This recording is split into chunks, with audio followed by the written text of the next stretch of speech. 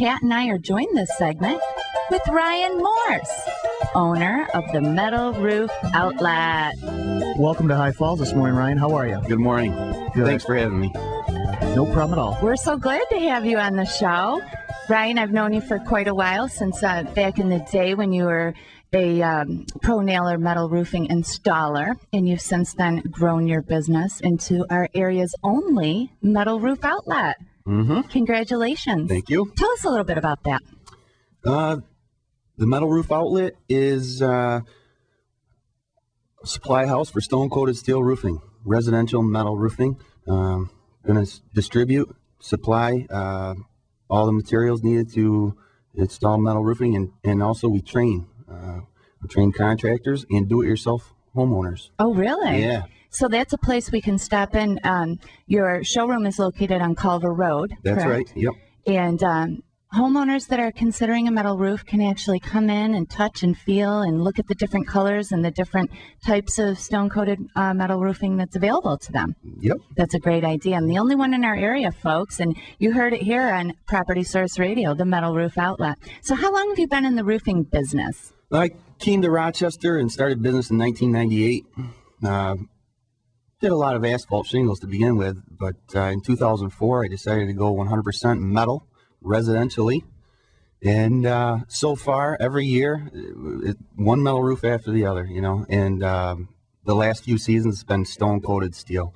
People used to think of smooth surface like vertical ribs, right, on commercial buildings or barns, but this is much more residential. That's what I think us non-expert roofing people would visualize is the smooth surface type roof. Like a bright green, something right. You'd see on a barn or something, real smooth, but that's not the way it is anymore. Right. There's all different styles. There's a metal shingle that looks just like an asphalt, architectural asphalt shingle. Okay. You may see these on the street and not even know you're looking at one. You won't know, right? You know what? The first time I saw a product of yours was at the home show last week at the booth there. Mm-hmm. It was the exact same stuff that you guys have. It might even have been your booth. I don't know, but it was amazing. I never saw that before. It was, the physical. It was his booth. It was? You and I stopped by the BCB Home Fair Expo. I said, you got to go check out this metal roofing. That's so it was. Sorry. I'm sorry. It was your booth. I don't know. I was a little bit out to lunch or something. I was doing too many autographs at the show last week. That's what it was. What I want to know is, why would I want a metal roof versus an asphalt? Can you give me pros and cons, or just pros? I mean, give me an idea. Well, number one, it's permanent versus temporary. Okay. Asphalt shingles are temporary. Yeah. The warranties for an asphalt shingle are always pro-rated warranties, and a 30-year asphalt shingle very rarely lasts 30 years with the weather we have here. Right. Metal is a permanent product. These stone-coated steel roofs come with 50-year non-prorated warranty, and the warranty is transferable. Oh, okay. Great so investment. if you sell the home, it Stays with the house. Okay, cool. Did you say lifetime? It is actually a lifetime. It is a lifetime warranty. It turns into a 50-year warranty when you sell your house. And it goes back to the date it was installed.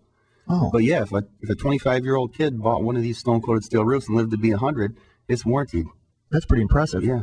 Now, what I visualize, I've always heard of metal. Well, for years I've heard of metal roofing. Tell me, what happens in a rainstorm? Do I get woken up in the middle of the night with a ping, ping, ping, ping, ping? You know what I mean? That's what I visualize every time I talk about a metal roof. It's one of the most frequently asked questions, but no. Okay. Metal, this with a stone coating, it doesn't have that metal sound. If you tap on it, it doesn't even sound like metal. Okay. And I wanted to do that for the listeners. I could tell when I was messing with the product last Saturday at the home show. Yeah. But even the smooth surface metals, I've never had a complaint on noise. These are installed over batten, so there's an airspace between your existing roof and the new metal roof that muffles any sound that there might be even on a smooth surface roof. Well, that brings me to a new question. Then you're not doing a tear off then? If you were coming to my house, right? You're gonna give me this huge estimate. I'm gonna say, go ahead and do it, dude. And then are you tearing off the old roof, or you're going over it? Sounds like most of the time we go right over top. This is an exception to the 2-layer law. Okay. Can we talk about that for a minute? Because that was one of my questions. That is big. New York State has some roofing codes and they're fairly new, I think, since I've been in this business, regarding roof overs or tear-offs and re-roofing and that kind of thing. Maybe you can explain to our audience a little bit about how that works in our state, in New York, in the Rochester area. Yeah. In January of 2003, they passed the tear-off law, limiting people to 2 layers of asphalt. There's an exception to that. It's a complete and separate roof systems. There's a few different types of roofs that can be installed over multiple layers of asphalt shingles. That and mounted systems are legally. Yep, exception to the code. So you can strap, you're not relying on the plywood or the existing roof for fastening these metal roofs. We strap the house with new lumber, purlins or battens, or what they call it. So you're adding strength to the structure, plus the metal is lightweight.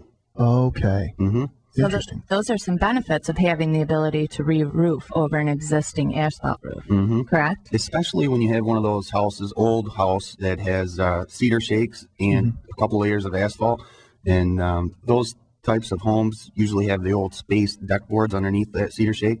So that's a major tear-off. That's the biggest type of tear-off that we have here.